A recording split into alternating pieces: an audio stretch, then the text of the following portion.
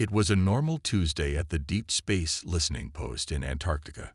Dr. Sarah Chin was about to end her shift when a strange beep caught her ear. She looked at her screen and saw something she had never seen before. A weird signal was coming from far away in space. "Hey, John, come look at this," Sarah called to her coworker. John walked over, his coffee mug in hand. He looked at the screen and his eyes got big. "What is that?" John asked, putting his mug down. Sarah shook her head.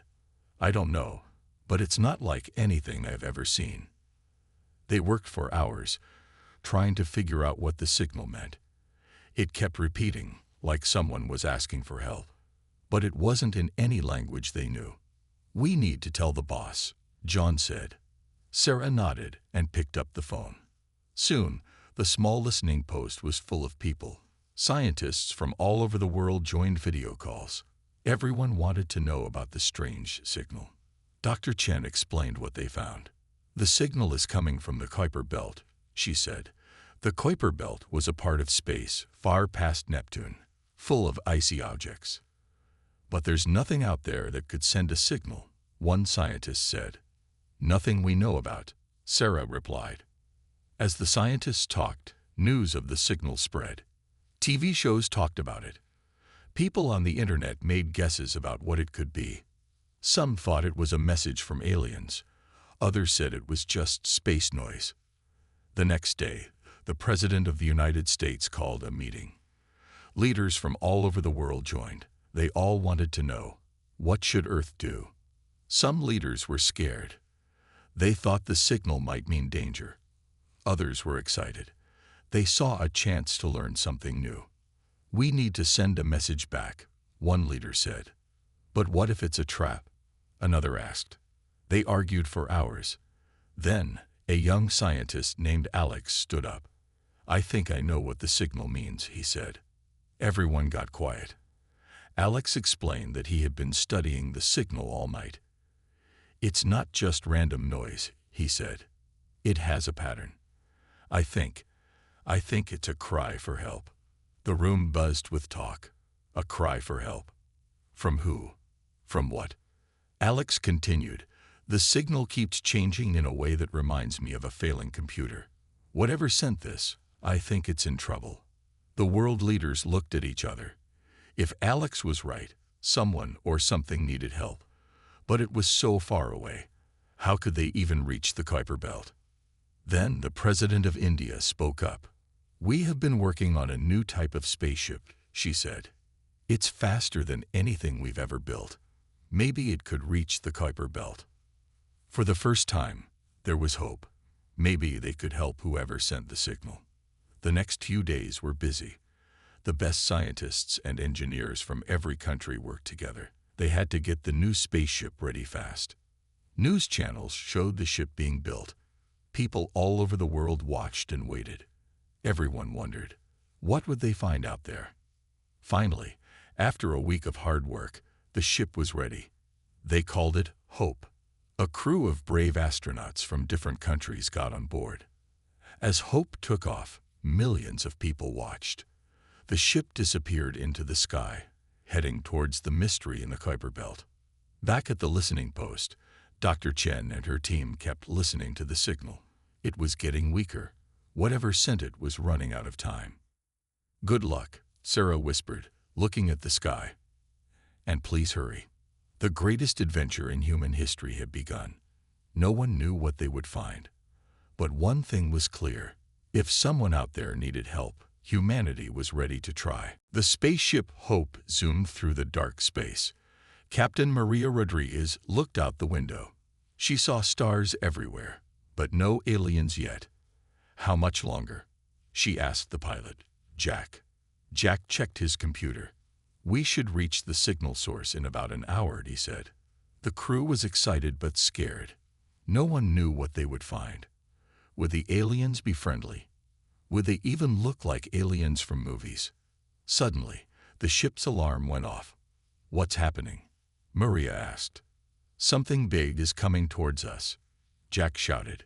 Everyone held their breath. A huge shape appeared in front of them. It was bigger than any ship they had ever seen.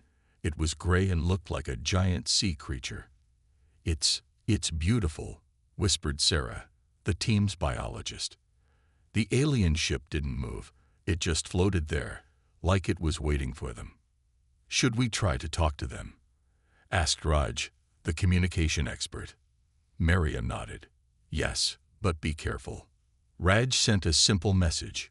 "We come in peace. We received your distress signal. Can we help?"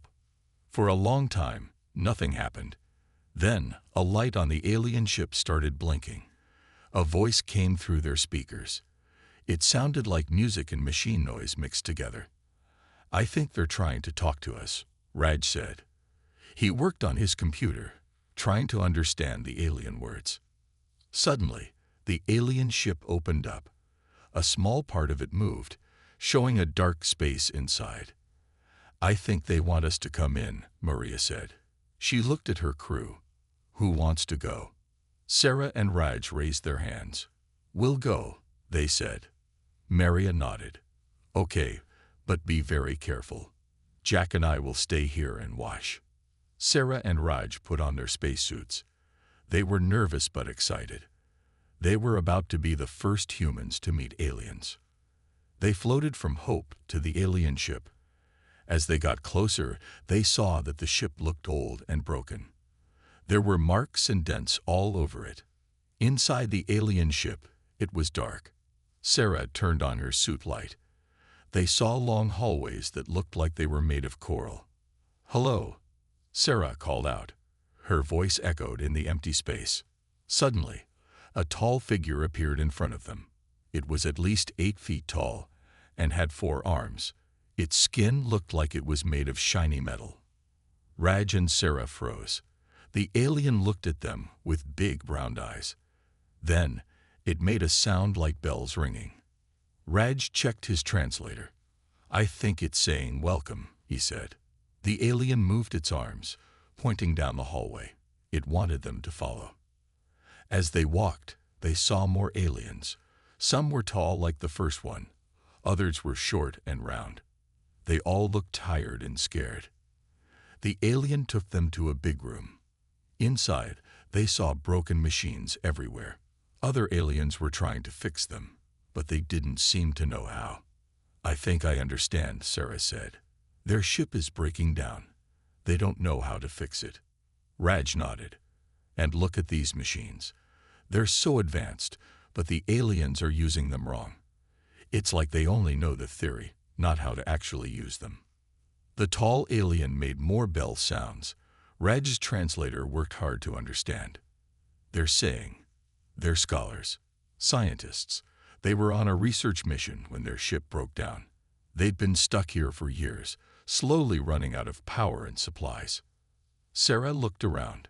She saw the fear in the alien's eyes. "We need to help them," she said. Raj agreed. "But how?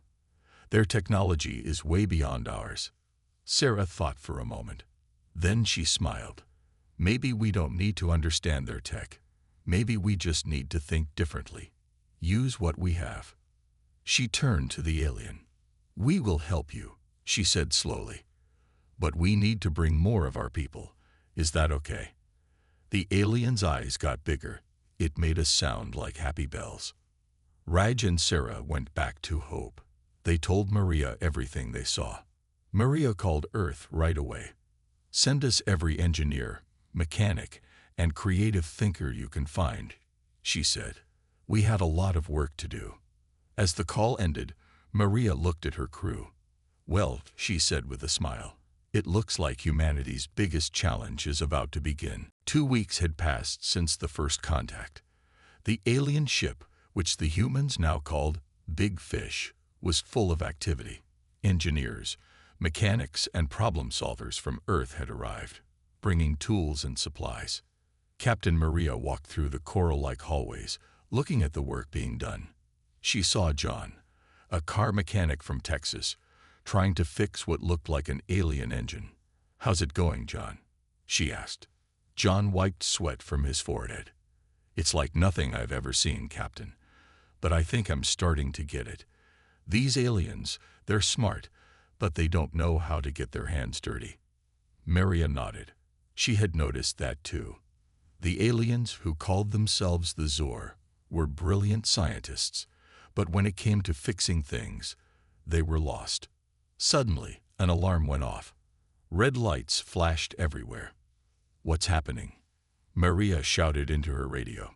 Sarah's voice came through, sounding worried. "It's the life support system, Captain. It's failing." Maria ran to the control room. Inside, she found Sarah and a group of Zor scientists. They were all looking at a big screen covered in strange symbols. "Explain," Maria said. Sarah pointed to the screen. "The system that makes air for the Zor is breaking down. If we don't fix it soon, they won't be able to breathe." One of the Zor, a tall one named Saul, made bell-like sounds. The translator turned it into words. "We don't understand. The theory is perfect. It should work." Maria looked at the alien machine. It was huge and complex. Lights blinked all over it, but some parts were dark. "Theory isn't enough," Maria said. "We need a practical solution." She called all the human workers together. "Listen up, everyone. We have a big problem. The Zor's air system is failing. We need ideas, and we need them fast." For a moment, everyone was quiet. Then, a young woman named Priya stepped forward. She was an air conditioning repair technician from Mumbai. "Captain," Priya said, "I've been looking at their system. It's advanced, but the basic idea is the same as our air conditioners. I think I know what's wrong." Maria nodded. "Go on." Priya explained her idea. She used simple words, talking about filters and pumps.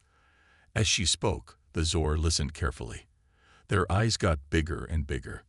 When Priya finished, Saul made excited bell sounds. This could work," the translator said. "But we don't have the right parts." John, the car mechanic, laughed. "Parts? We don't need their fancy parts. Give me some duct tape and a few pipes, and I'll help Priya build what we need." Maria smiled.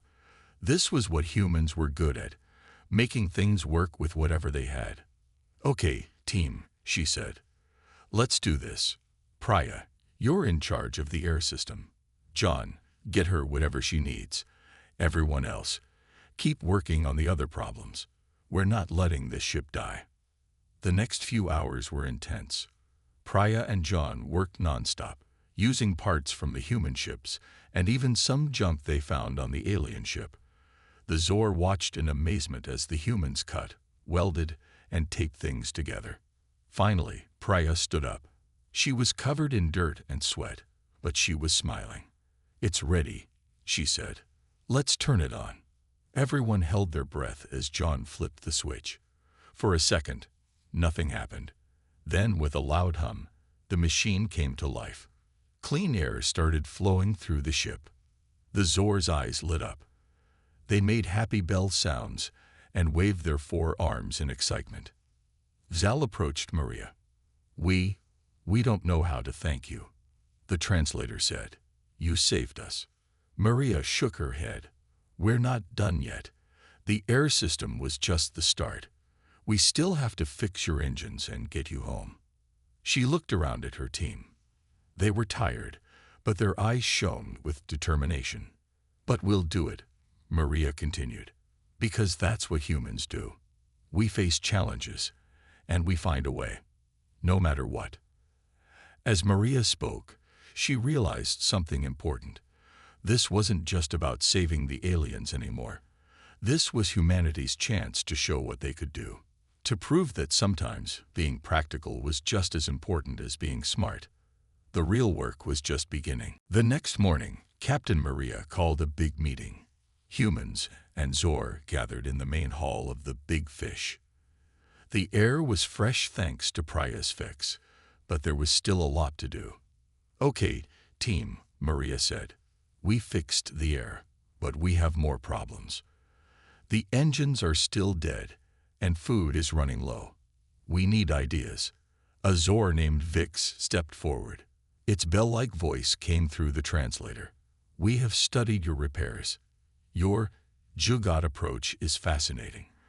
Perhaps we can learn from each other. Maria smiled. That's a great idea, Vix. Let's mix our teams. Each problem gets humans and Zor working together. They split into groups. John, the car mechanic, led the engine team. Priya took charge of ship systems. Sarah, the biologist, worked on food and supplies. In the engine room, John stared at the huge alien machine. It was bigger than a house and full of strange parts. "All right, folks," he said to his team of humans and Zor. "Let's break this down. What makes an engine work?" A young Zor named Zap answered. "Energy conversion, combustion, propulsion." John nodded. "Right, but how do we make it happen with what we've got?" They looked around the room. There were broken parts everywhere. The humans started picking things up, turning them over in their hands. Suddenly, a human teenager named Miguel spoke up. "Hey, what if we use these big crystal things as fuel? They look kinda like the batteries in my dad's electric car." The Zor looked surprised. Zap made excited bell sounds. "The boy is right. Those are energy crystals, but they're too big for our fuel chambers." John grinned. "Then we'll make new fuel chambers, bigger ones." For hours they worked. Humans cut and welded while Zor did complex math. Slowly, a new engine started to take shape. Meanwhile, in another part of the ship, Sarah was facing a different problem. The Zor's food was running out, and they couldn't eat human food. "What do you usually eat?" she asked Axal, the tall Zor scientist. "We absorb nutrients from a special alga," Zal explained.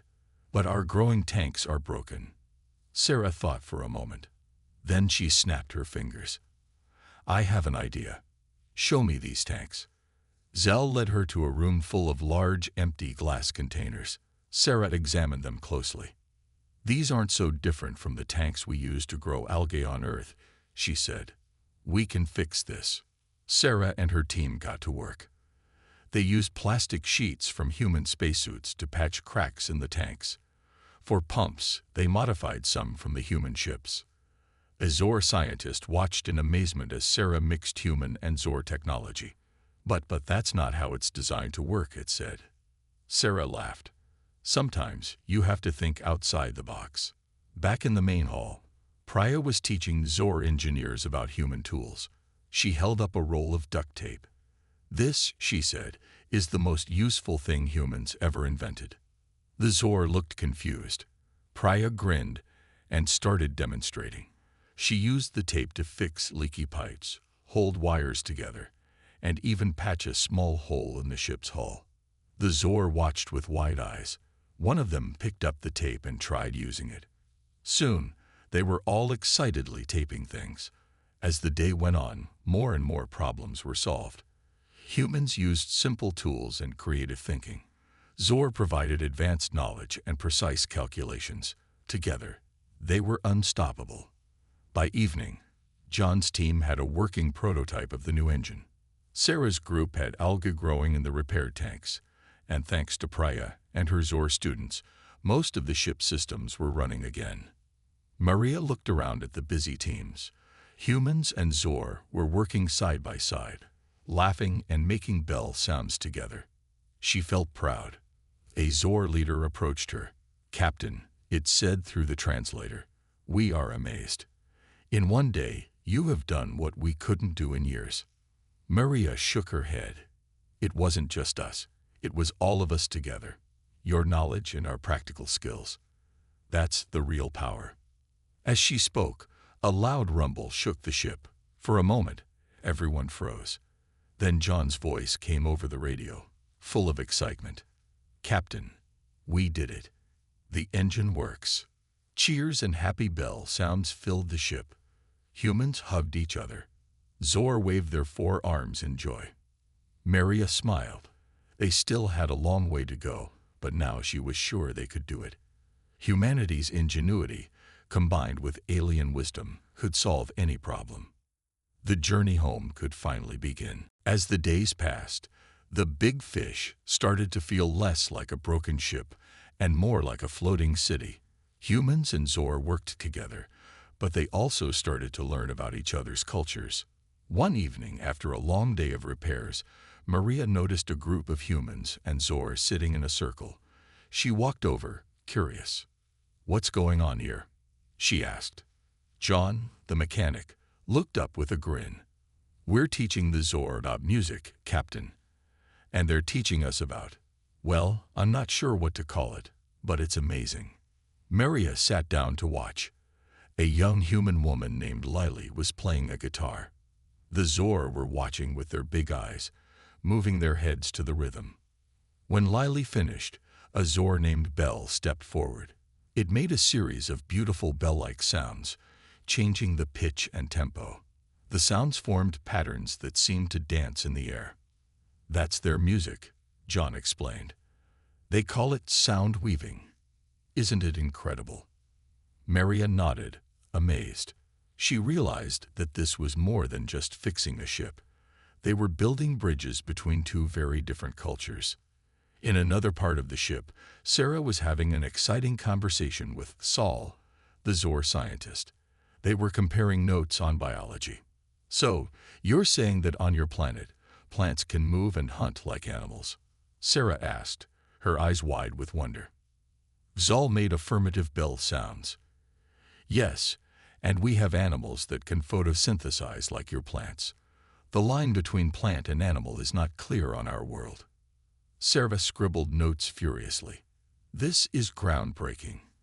It challenges everything we know about biology." As they talked, Sarah realized something. "You know," she said, "when we first met, I thought you Zor knew everything because your technology is so advanced. But now I see that we both have so much to learn from each other." Zal's eyes sparkled. "Indeed, your human perspective is refreshing. You see connections we miss." Meanwhile, in the ship's makeshift cafeteria, a different kind of exchange was happening. Priya had convinced the Zor to try some human food. "Okay," she said, holding up a bright red fruit. "This is a tomato. It's a vegetable, or a fruit.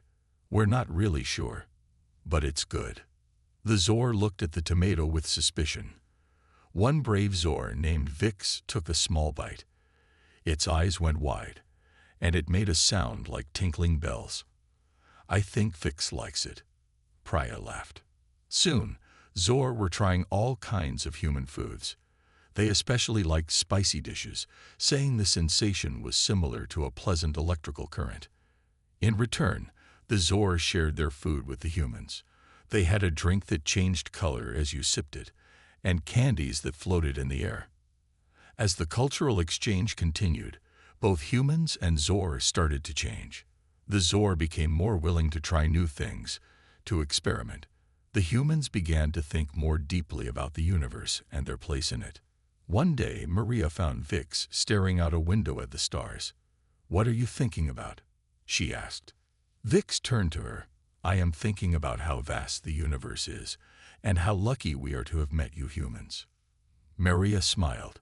"We feel the same way about you, Zor." Vix made a sound like soft bells. "You know, Captain, when our ship first broke down, we thought it was the end. We were so focused on our problems that we couldn't see solutions. But you humans, you taught us to look at things differently." "And you've taught us so much too," Maria replied. "Your knowledge of the universe, your technology. It's opening up new possibilities for us." As they talked, an alarm started beeping. But this time, it wasn't a warning. It was a message. "Captain, to the bridge."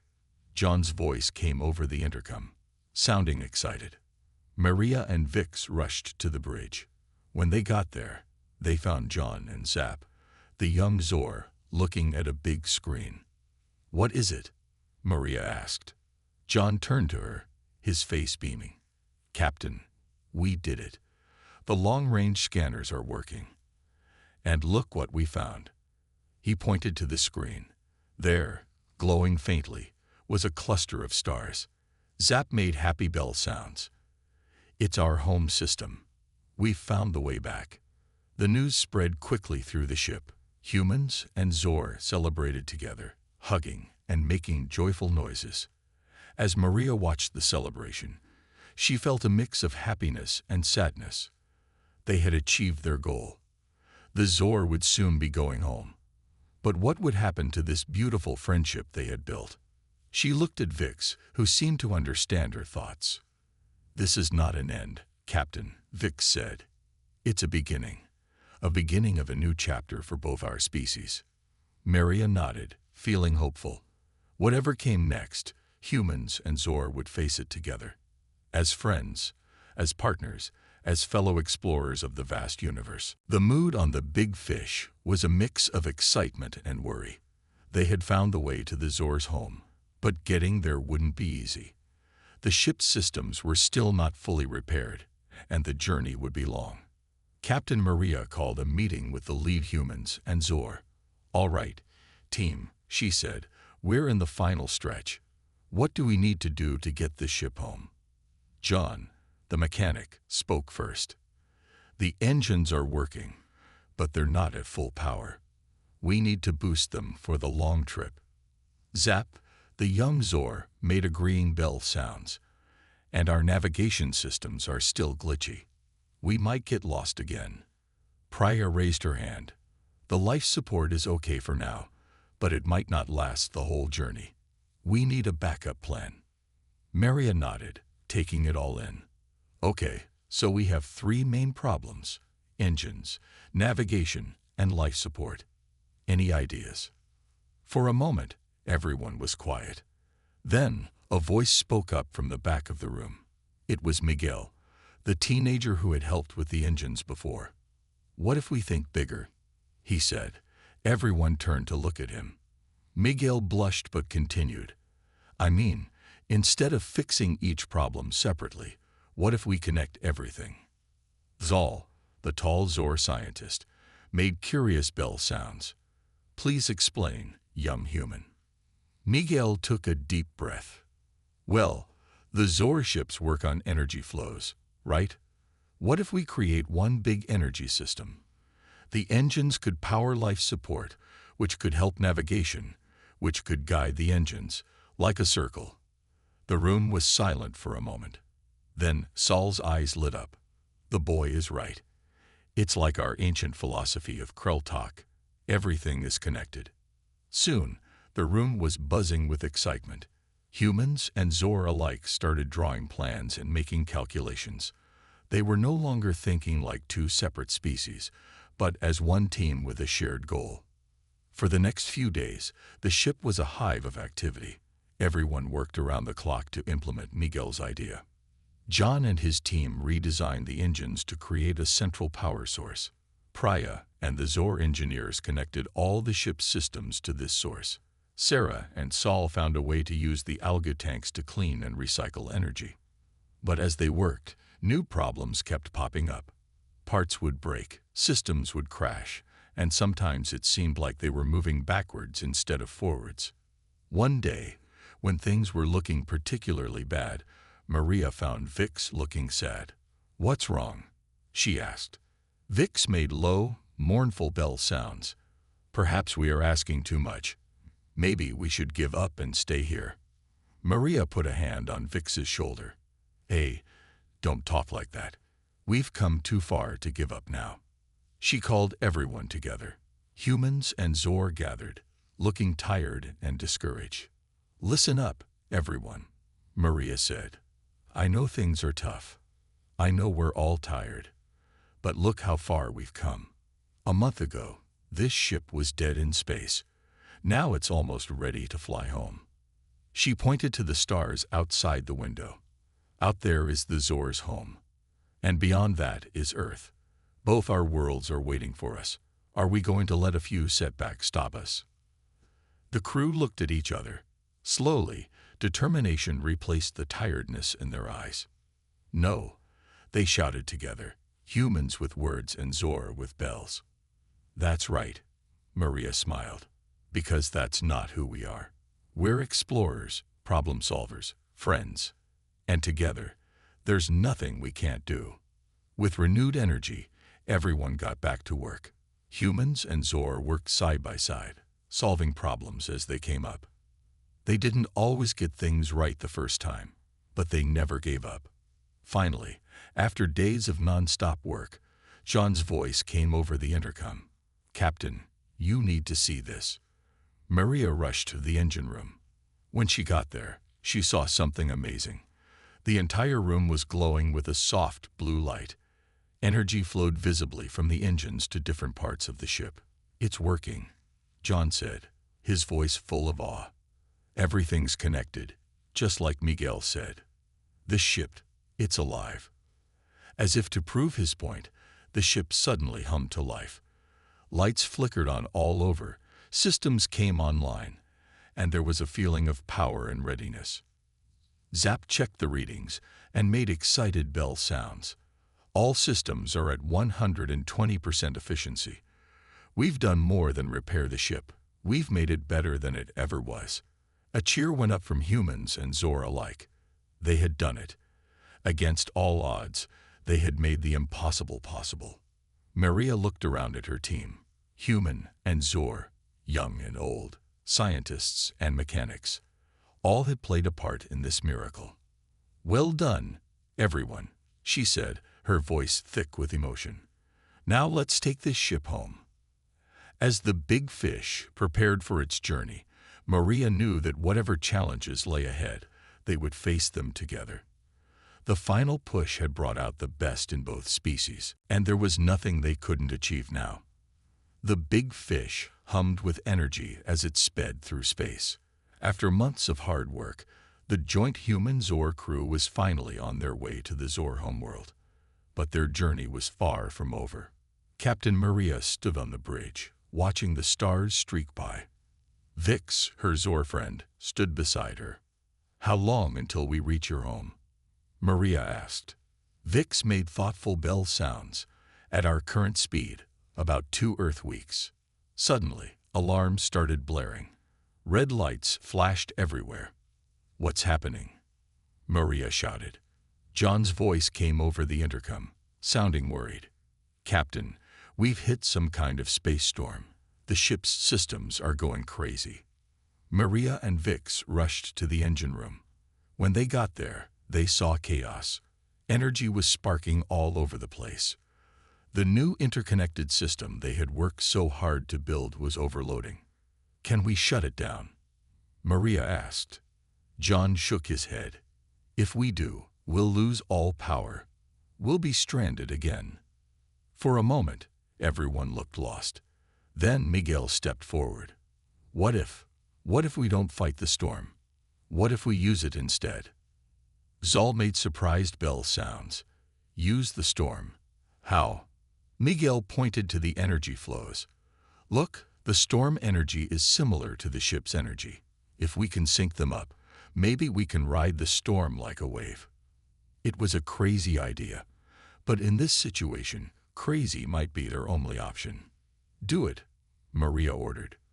What followed was the most intense teamwork they had ever done. Humans and Zor worked side by side, adjusting systems on the fly. John and Zap recalibrated the engines. Priya and Vix rerouted power flows. Sarah and Sal used the algae tanks to absorb excess energy. The ship shook violently. For a terrifying moment, it felt like everything might fall apart. But then, suddenly, the shaking stopped. The alarms went quiet. "We did it," John shouted. "We're riding the storm." A cheer went up from the entire crew. Humans hugged Zor, not caring about the difference in their bodies. But their celebration was cut short. Zap made urgent bell sounds from the navigation station. "What is it?" Maria asked. Zal translated, his eyes wide with surprise. "The storm. It's pushed us through space much faster than we thought possible. We're approaching the Zor homeworld now." Everyone rushed to the windows. There, growing larger by the second, was a beautiful blue-green planet. It looked a bit like Earth, but with 2 moons and rings like Saturn. As they got closer, they saw a fleet of ships coming towards them. For a moment, Maria felt worried. Were they going to be attacked? But then, colorful lights started flashing from the ships. It was a welcome party. The radio crackled to life. A Zor voice, filled with joy and disbelief, came through. Greetings, lost ones, and greetings to our human friends. We had almost given up hope. Welcome home. Tears of happiness flowed from the Zor's eyes. Many of the humans were crying too. As they entered the planet's orbit, Maria realized their adventure was coming to an end, but it also felt like a beginning. The Zor leader invited the humans to land on the planet. As they stepped out of the ship, Maria was amazed. The Zor city looked like something out of a dream, with tall spires and floating gardens. A grand ceremony was held to honor the humans. The Zor leader spoke to the huge crowd gathered there. Today, we celebrate not just the return of our lost brothers and sisters, but the beginning of a new friendship. The humans have shown us the power of practical thinking, of never giving up. In return, we offer them our knowledge of the universe. The crowd cheered, a mix of human voices and Zor bell sounds. Later, as Maria prepared to return to Earth, she felt both happy and sad. She would miss her Zor friends. Vix approached her. This is not goodbye, Maria. It's the start of something new. We're sending ambassadors to Earth, and we'd like you and your crew to be Earth's ambassadors here. Maria's eyes widened. Really? You mean? Vix's eyes twinkled. Yes, we want to explore the galaxy together. Humans and Zor, side by side. What do you say? Maria looked at her crew. She saw excitement in their eyes. They had started this journey to save a stranded fleet. Now they were about to start an even bigger adventure. She turned back to Vix and smiled. We say yes. Absolutely yes. As Maria looked up at the star-filled sky, she knew that this was more than just a happy ending. It was the beginning of a new era. An era of friendship, exploration, and endless possibilities. Humanity had reached for the stars, and the stars had reached back.